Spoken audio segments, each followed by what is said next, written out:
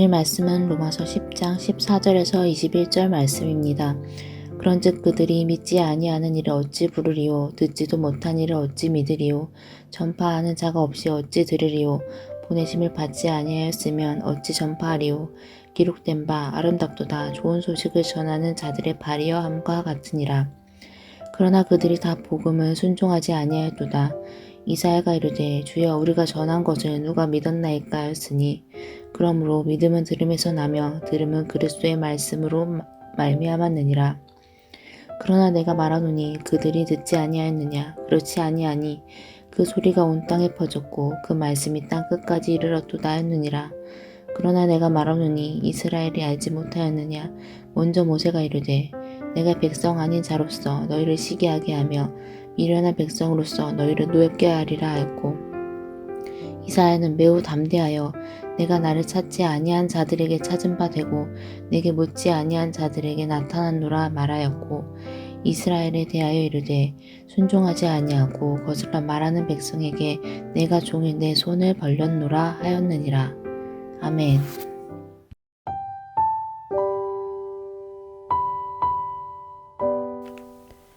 하나님께서는 유대인이든 이방인이든 그리스도의 은혜를 받는 데 있어서 누구도 차별하지 않으십니다. 로마서 10장 13절에서 바울은 요에서의 말씀을 인용하여 이렇게 말했습니다. 누구든지 주의 이름을 부르는 자는 구원을 받으리라. 이 말씀은 두 가지 의미를 담고 있습니다.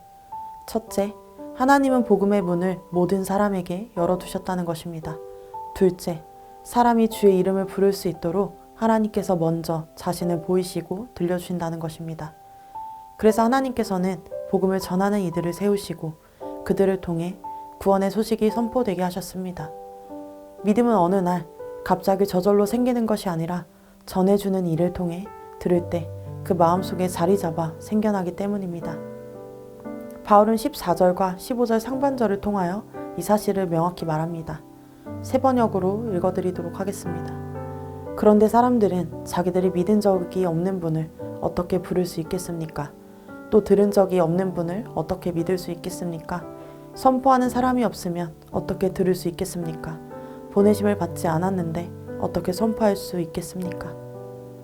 전하는 이가 없으면 들을 수 없고 들음이 없으면 믿을 수 없습니다.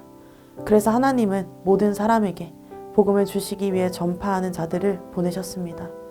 그들도 스스로 세워진 이들이 아니라 하나님께서 친히 세우신 자들입니다. 그럼에도 안타깝게도 복음을 들었다고 해서 모두가 복음을 받아들이는 것은 아니었습니다. 특별히 바울은 이스라엘의 안타까운 불순종을 이야기합니다. 이스라엘은 율법을 누구보다 열심히 지키던 민족이었지만 정작 그 율법이 가리키고 있던 예수 그리스도를 거부했습니다. 예수님을 거부하는 것은 곧 하나님께 순종하지 않은 것이기에 바울은 그들을 복음에 순종하지 않은 자들이라 불렀습니다. 이에 바울은 묻습니다. 이스라엘이 복음을 듣지 못했기 때문인가? 복음을 이해하지 못했기 때문인가? 그렇지 않다는 것이죠.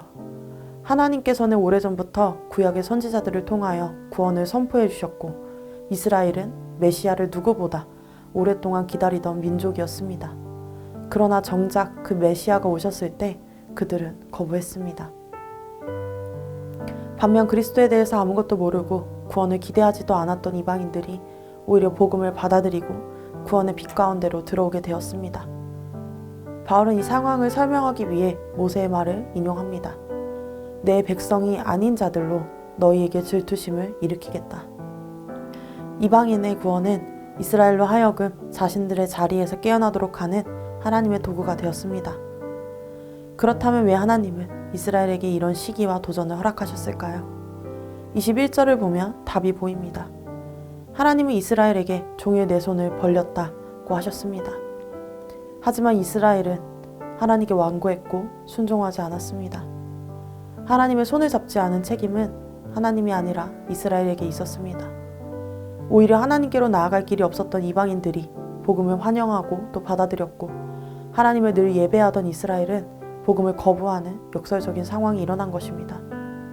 바울은 결론적으로 이스라엘의 불순종은 하나님께 대해 어떤 변명이나 핑계도 될 수 없다고 말합니다. 왜냐하면 하나님께서는 이미 모든 사람에게 유대인이든 이방인이든 동일하게 그리스도를 전해주셨기 때문입니다. 이스라엘은 자신들이 복음을 어떻게 대했는지에 대해 책임을 질 수밖에 없는 것입니다.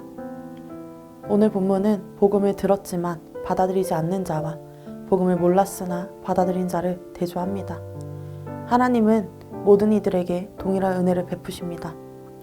우리 또한 오늘 말씀을 통하여 이미 들은 복음의 익숙함 때문에 흘려보내지 않는지, 하나님께서 종일 손을 벌리고 계신다는 은혜 앞에서 감사와 순종으로 응답하고 있는지 혹은 아닌지 다시 돌아보고 점검해야 하겠습니다.